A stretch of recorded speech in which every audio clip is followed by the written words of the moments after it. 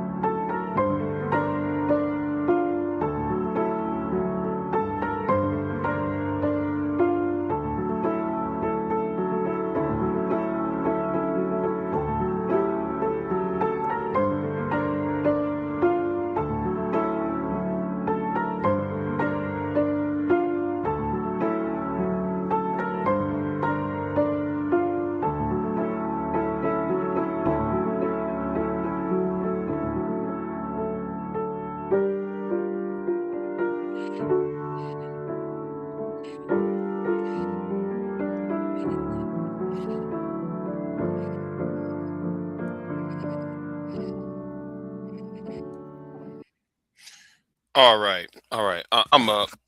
So sorry I'm late. Sorry I'm late on this. You know, I know I'm late, but like I said, but here we go. But let me go ahead and make this point. I'm gonna show you this real quick. I'm gonna show a little bit of this news conference concerning Iran, real quick. Um, Now this is part three of my defense of Jasmine Crockett. Watch part one and part two. Um, and this picture, I told y'all this 2 years ago. This picture's going on the backfire, and I said that on my part two. I said this picture's going on the backfire, and it did. But anyway, uh, so yeah. Anyway, let me go ahead and share the comments. I see Candy Kane and V Dub showed up. But let me talk about this press conference real quick. And let me go in and show it real quick. Purity material. It's from the Pentagon. This mission successfully without And, physically let's go ahead taking and play control of that material, or are you counting on diplomatic negotiations to provide some measure of control leading to its removal? You've mentioned missiles. You mentioned. Let me put that back down. Put that back down for a minute. You know, let me stop sharing that. That's right. Yeah. Let me get right back my but you know what? My energy for 2026 actually punishing my enemies. That's my energy.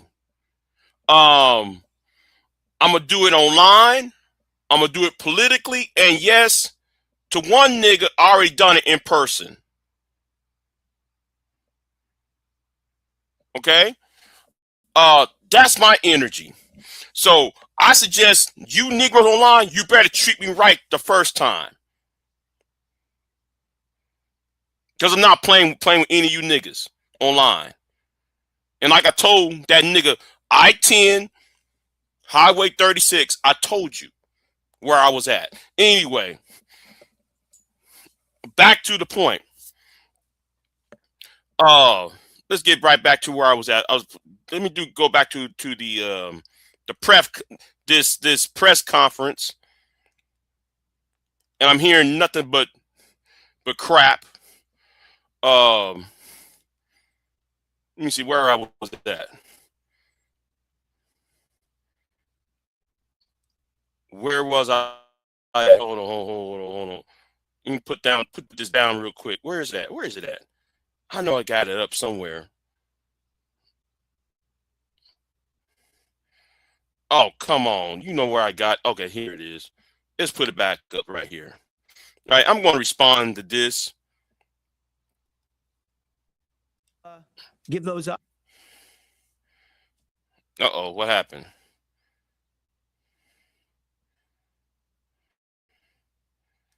And destroying their ability. CNN doesn't think we thought of that. It's a fundamentally undestroyed. Buildings, complexes, and factory lines all across Iran destroyed. And it has you can start at the beginning. Never seen before. Never before has a modern, capable military, which Iran used to have, been so quickly destroyed and made combat ineffective, devastated. We said it would not be a fair fight, and it has not been. Really?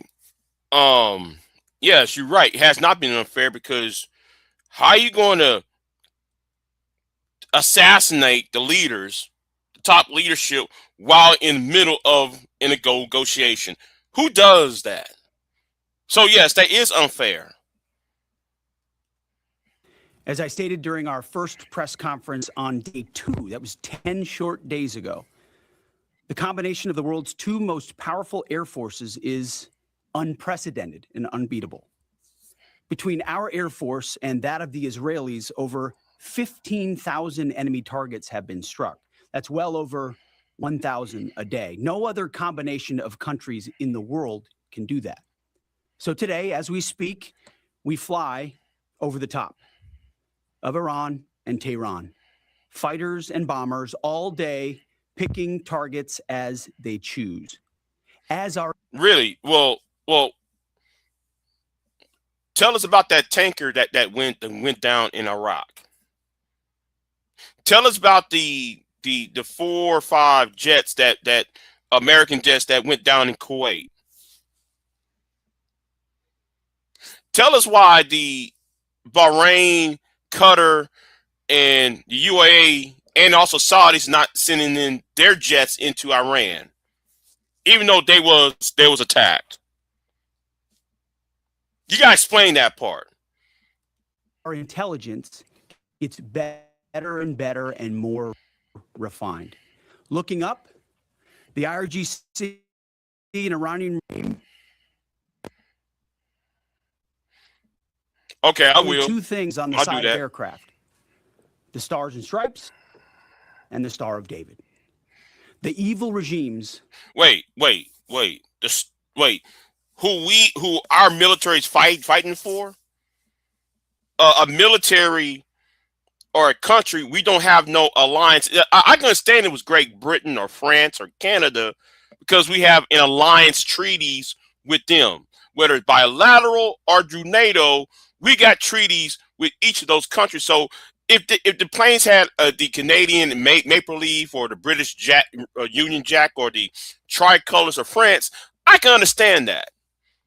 But we don't have a treaty with Israel.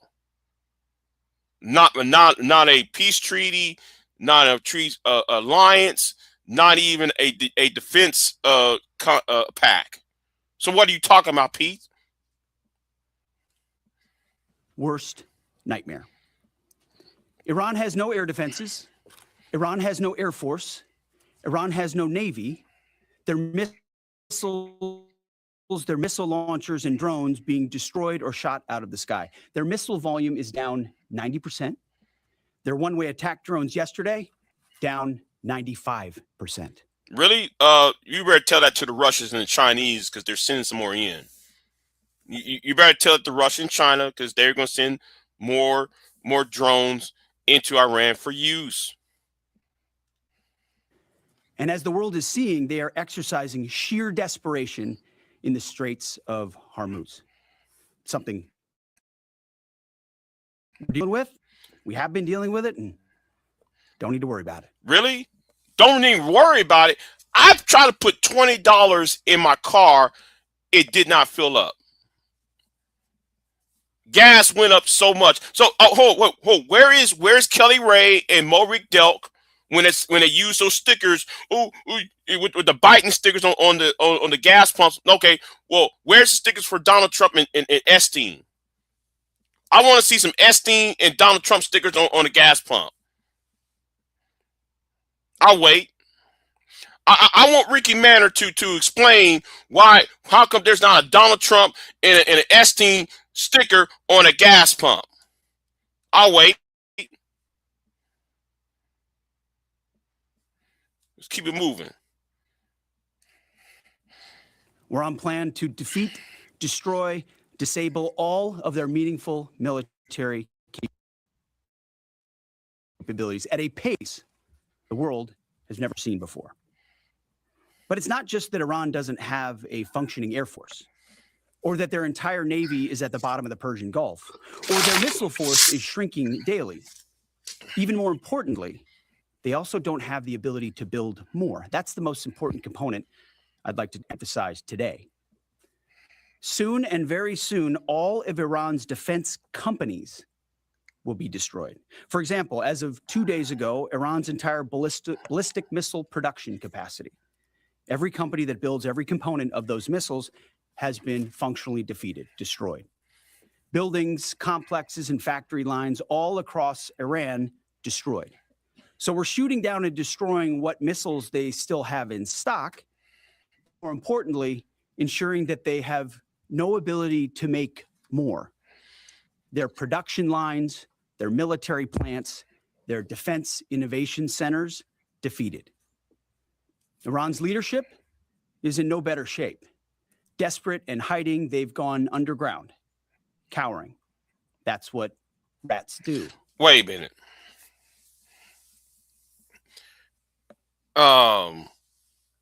But it's cowardly to assassinate the leadership when you're in the middle of a negotiation. You can't really call them cowardly and being cowards when you're in the middle of a negotiation and then you made a phone call as they're making a negotiation, as in the middle of the negotiation to take out the leadership out. That's cowardly with Donald Trump and what what's his name? His son-in-law did over there in Geneva. Now that's cowardly. It's also cowardly not going to the United States Congress or go to the United Nations or go to the Arab League and ask for authorization.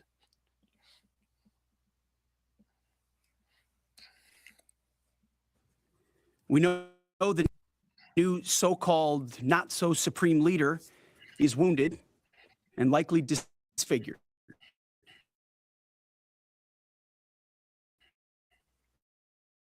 We put out a statement, actually, but there was no voice and there was no video. It was a written statement. He called for unity. Apparently killing tens of thousands of protesters is his kind of unity.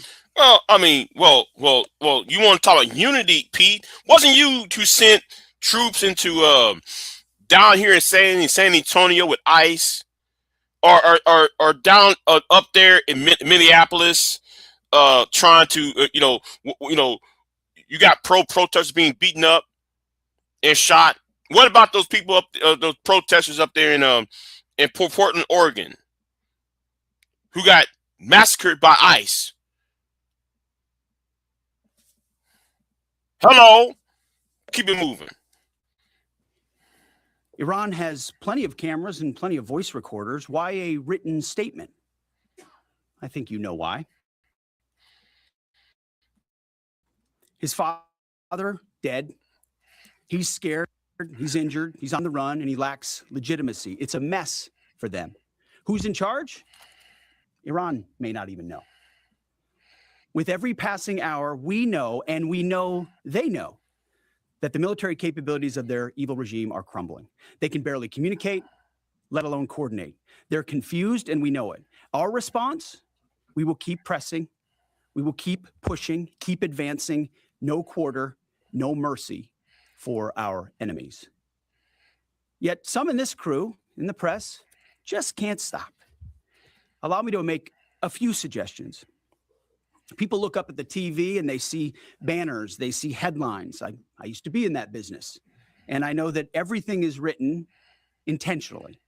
For example, a banner or a headline. Oh, like how during your time on Fox News, y'all wrote banners about Obama being an ape, Obama being this. Remember back in the Obama years, or the sticker line that goes at the bottom of the screen talking about Obama did this and it was false. So are you acknowledging that was not a mistake, Pete? Mideast war intensifies, splashing on the screen the last couple of days, alongside right, George, that Iran has hit. Right, George. I'm really getting tired of this tough talk shit. What should the banner read instead? How about Iran increasingly desperate? Because they are. They know it, and so do you, if it can be admitted. Or more fake news from CNN. Reports that the Trump administration underestimated the Iran war's impact on the Strait of Hormuz. Patently ridiculous, of course. For decades, Iran has threatened shipping in the Strait of Hormuz. This is always what they do, hold the strait hostage. CNN doesn't think we thought of that. It's a fundamentally unsincere report. Really? Well, tell me something. How come there's no U.S. Marines in that part of the world? The Navy's there, the Army's there, the Air Force there. How come the United States Marine Corps is not really, quote unquote, there? If you're going to go to war, at least in something like in this type of manner, to because it's amphibious. The Marine Corps is the branch of the military that's supposed to do amphibious warfare. So how come there's no massive amount of Marines to guard the Strait of what's it called? Hormuz or Hormuz, whatever the damn name is called. Forgive me. The sooner David Ellison takes over that network, the better. Another example of a fake headline that I saw yesterday: war widening. Here's a real headline for you for an actual patriotic press. How about Iran shrinking, going underground? So you see, Iran's leaders are hiding in bunkers and moving into civilian areas. The only thing that is widening is our advantage. Not to mention our Gulf partners stepping up even more now, going on the offense. Yeah, but how I don't see no Kuwaiti Air Force going into Iran, not even Iraqi, not even Bahrain, Qatar, any of the 5-6 states at the Persian Gulf not going into Iran. How come their Air Force not going in there? Explain that. See, war widening. Yes, the war is widening because China and Russia is giving Iran some more weapons. They're shipping it in. And have always been with us on the defense with collective and integrated air defenses. Our will, it is unshakable. Day one. Defeat the missiles, missile launchers, and defense industrial base, which I laid out today. Defeat the Navy and deny Iran the ability to have a nuclear weapon. Clear. Well, they had no nukes, so why are we talking about it? And wasn't their nuclear quote unquote plant was bombed like 10 months ago? Achievable. and Admiral Cooper knows, the CENTCOM commander who we spent a couple of hours with last night, that in pursuit of those objectives, we have back in every way. Whatever. We believe and hope that everyone whatever. We you know, Grandpa sold you out. I'm gonna say it to the fellow white Americans, the white millennials, people who are my age. Grandpa sold you out. Okay, Grandpa sold you out. Y'all was promised there was not going to be any more foreign wars for y'all to fight in. Now though they're bombing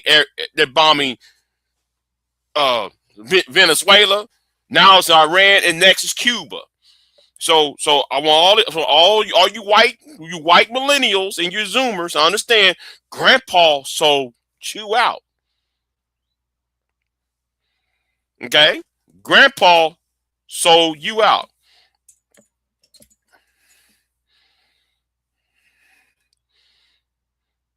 Now let me move on to something else. The main course of this live stream. The main part of this live stream. I'm gonna talk about it over here. Oh, wait a minute, over here. Thank you. Over here, yes. Now this is the main part of the live stream, because that press conference was just recent this morning. So let me talk about what happened a couple of days ago. Now remember when I said Jasmine Crockett, me and Queen Sunkiss talking about there was a lawsuit about the ballot, the people was turned away in Dallas County during the primary, which Tyrico won the. And when I say win, quotation marks around the word win, the primary against Jasmine Crockett. But here's what happened. Dallas County Democratic Party dismissed a provisional ballot lawsuit, cites partisan hostility of court. The Dallas County Democratic Party has dismissed its lawsuit against Ken Paxton regarding the counting of provisional ballots from the March 2026 primary. The party has determined that the Texas Supreme Court is no longer a viable forum for seeking a fair and independent application of the law regarding this issue. The Texas GOP, Ken Paxton, has held a 30-year stranglehold on this state, and in that time they have weaponized Texas law to disenfranchise millions of Texans, because they know if every eligible voter has access to the polls, they lose, says Chair Coleman. Furthermore, continue to pursue this case in a hostile form will incur massive legal costs, resources that are better spent on the ground defending our voters. We will not allow hyper-partisan rigged system to drain our resources while they violate the suppression of Dallas County citizens' voting rights. From mid-cycle redistricting to laws designed to make the ballot box less accessible, the GOP has spent decades rigging the rules. While the Dallas County Democratic Party is rejoined from its specific judicial form, it remains committed to protecting the vote. We remain focused on organizing and voter protection efforts necessary to overcome these structural barriers ahead of the May runoff and November general elections. The Dallas County Democratic Party stands with the vote election of workers and citizens who navigate this primary state's mandated chaos, and remains dedicated to assuring every eligible voter has reliable path to the polls. Well, let me go ahead and say this. Y'all leaving out some information out. Let's talk about Ken Paxton, and let's talk about what CBS and the white liberal faction have done to Jasmine Crockett. Again, I'm not really a Jasmine Crockett fan, but I know bullshit when I see it. I know bullshit when I see it. Okay. So yeah. Let me go ahead and move on to something else. I did add a video, but I'm not gonna play that video. You know what? I don't care about Bill O'Reilly.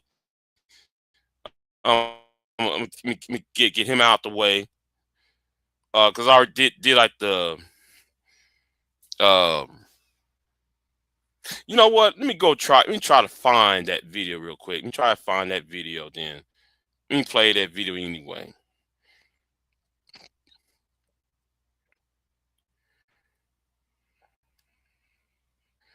You know what?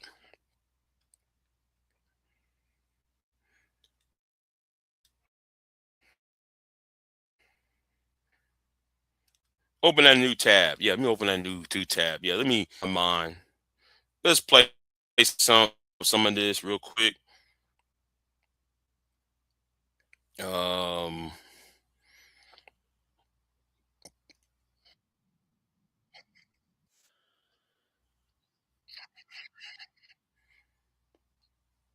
Yeah, let's go ahead and play this real quick.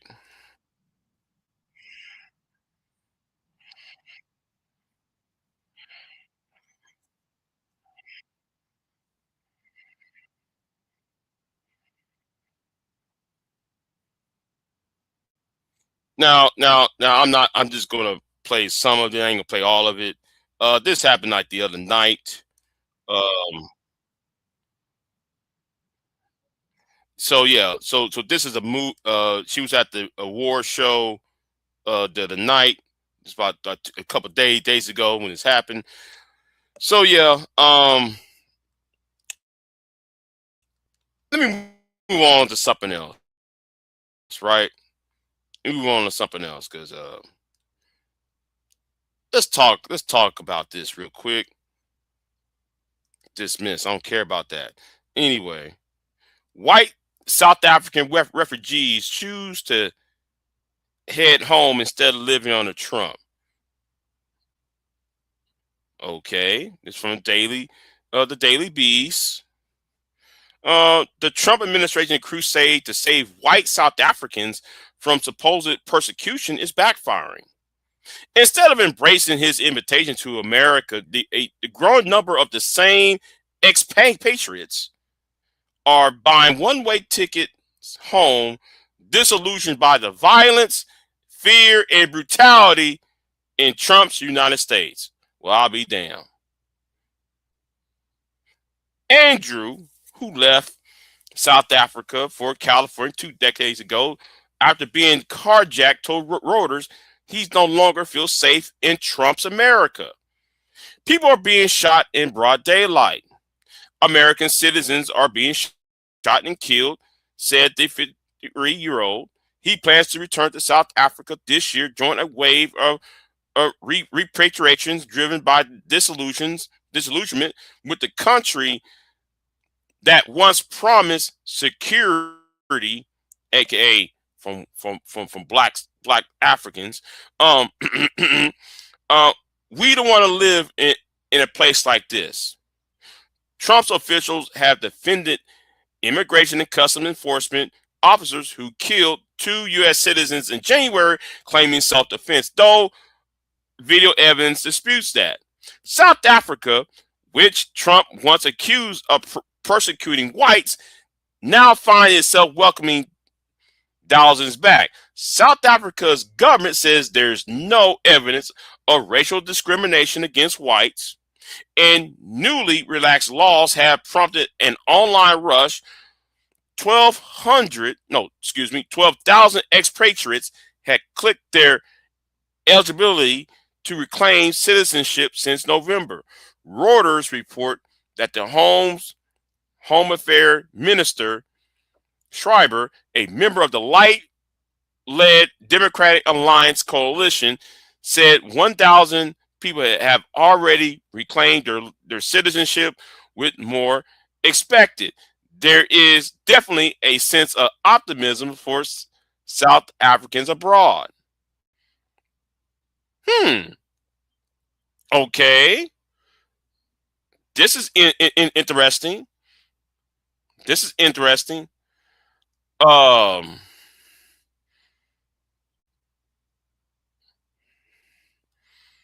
Yeah. Exactly. I thought the post. Yeah. Yeah. Yeah. Yeah. Where's his genocide in South Africa? Yeah. Where is it at? Nowhere. Recruiters helping expats return report a surge in interest. DNA import of records saw inquiries jump to 70% in 6 months, while homecoming X report a 30% rise since 2024. The motivations go beyond politics. Expat cite cheaper living, proximity to family, and increasingly exhaustion with American vitality. No makes Sapphire, I think that's her name. Sapphire, 46 moved from North Carolina to Western Cape last year. My heart is just full of gratefulness to be here. She told the outlet, the U.S. has really been good to me, but I felt like I was depriving my kids of this life. Hootenswinkle, a 59-year-old white South Africaner, has found himself tangled into Trump's administration's heavy-handed immigration uh, clampdown. He flew from Johannesburg to Atlanta in September after the president openly embraced white South Africans. But when Hootenwinkle landed, he must be Dutch, landed in the United States on the tourist visa and told American border agents that he was seeking asylum, he was detained and drawn into a federal detention facility in rural Georgia. I never expected this to happen, he told the New York Times. Hootenwinkle decided to come to the United States on his own rather than go through the refugee program.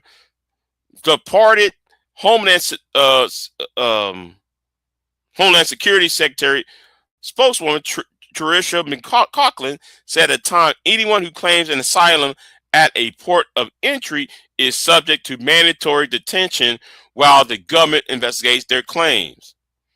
The South African data undercuts Trump's well-worn narrative of white genocide. Unemployment stands at 35% for black people and 8% for white people in the country, while the police figures show more more black victims than white in farm attacks. The White House did not immediately return the Daily Beast request for comment. Yeah. Yeah. Let me see what else I got. Do I got any? I do want to play something else. Let me see what else. There's something else I want to talk about. Oh yes, what's going on in Houston? Oh,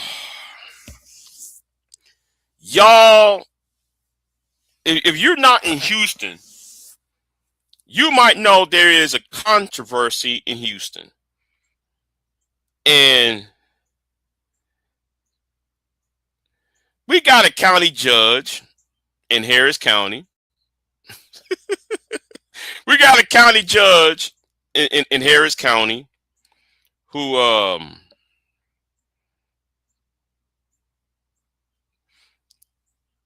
you know what? Let's go to her. Let's go over to her. Let's go over to her. Yeah. Let's go over to her, real quick. Let's go over to her.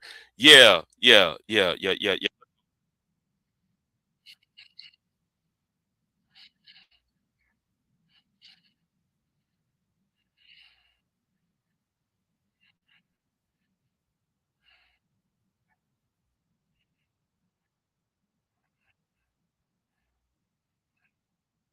Yeah.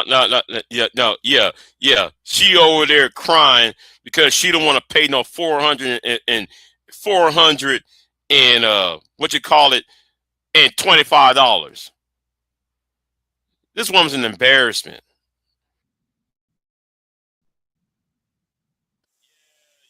Yeah. Whatever. We gonna cut this off.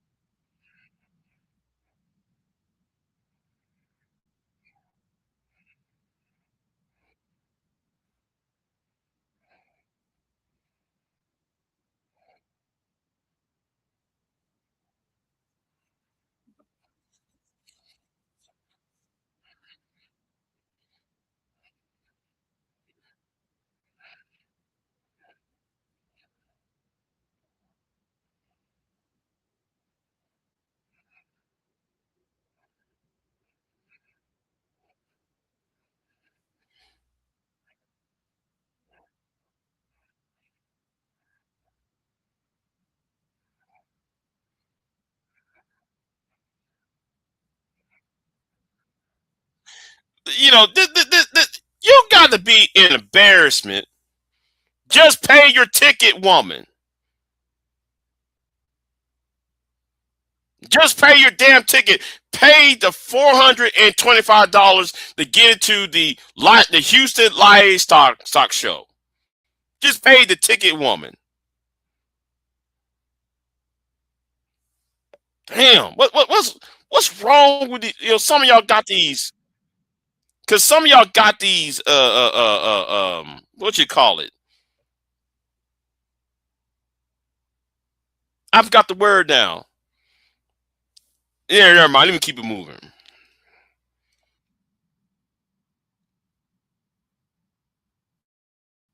Oh, entitlement. That's the word I was looking for. You're not entitled.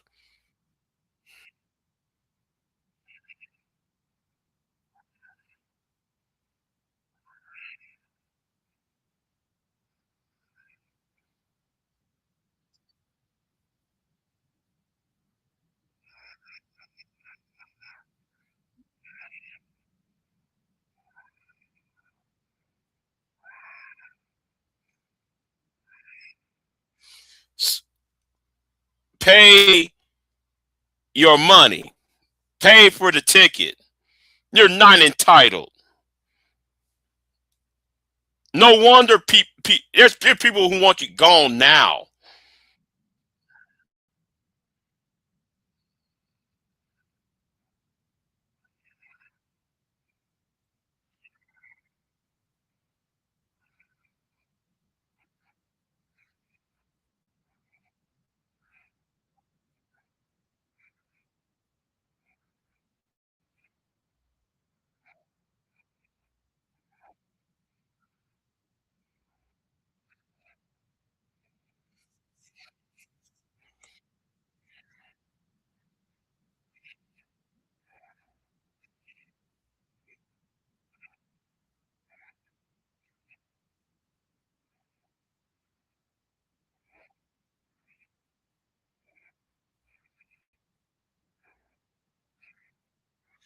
See, come on. You're you're trying to act like you're entitled.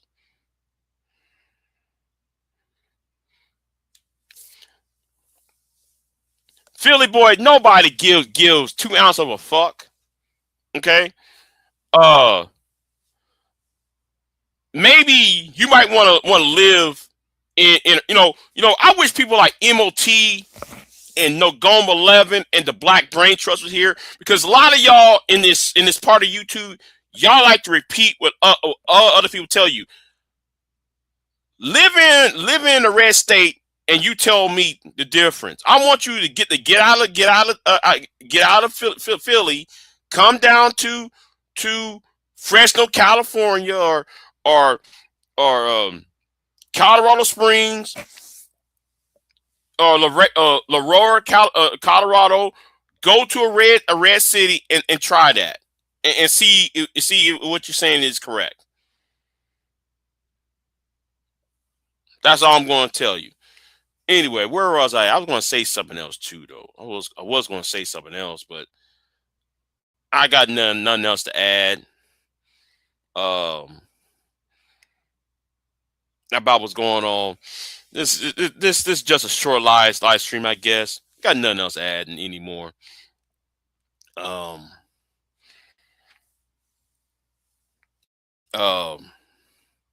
Yeah, I got nothing else to add anymore. Oh, let me ask this question though, because I'm gonna be very petty. After what would happen on Wednesday night, what happened on Wednesday night? Where was T Will and where was I Am at concerning Tuesday night? No, was it Tuesday night? It was Wednesday night.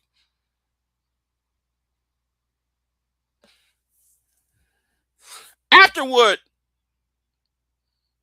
happened to Angelica, where was I Am at? And where was T Will at? You said, but back to Parrot Watch. He's giving out the listen. I'm really getting tired of some of you Negroes trying to give out dating advice when nobody should not be giving out dating advice online, especially somebody like the Fat Parrot, especially man that was accused of taking a crippled woman.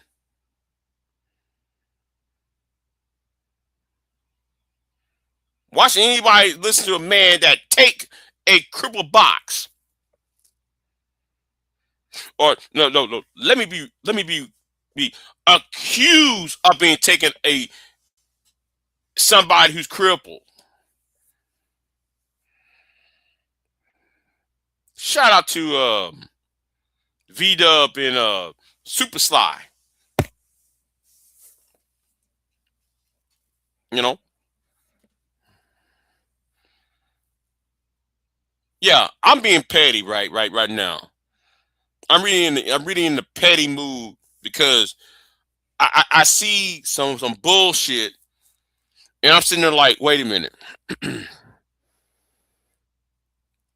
You saw a crash out on somebody else's platform,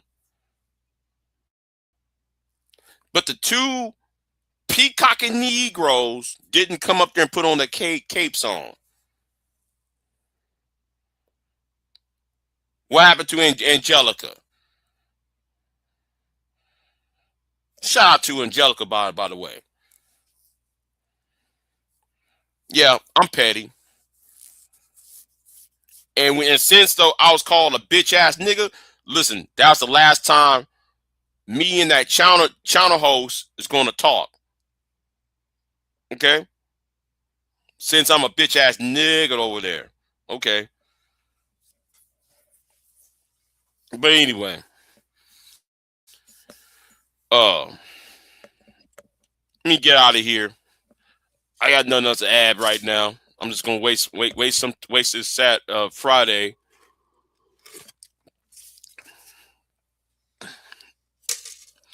And yeah, let me get out here, y'all. Y'all be easy. I'll see you next time. I might be live later tonight. Who knows? Big J out. I am not here to debate with anyone. I have devoted all of my adult life to this subject. I only debate with my equals. All others I teach.